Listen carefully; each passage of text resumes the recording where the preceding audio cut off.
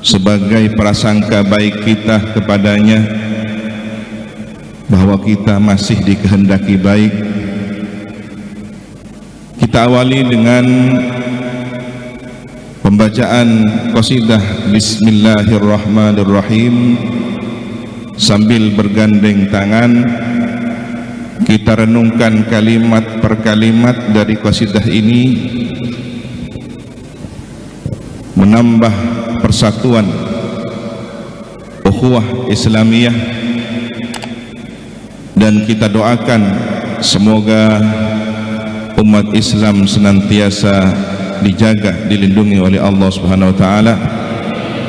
Bangsa Indonesia senantiasa dijaga, dilindungi oleh Allah Subhanahu wa taala, dan saudara-saudara kita di belahan dunia manapun, khususnya umat Islam India, senantiasa mendapatkan pertolongan dari Allah Subhanahu wa taala. Allahumma shalli ala sayyidina Muhammad.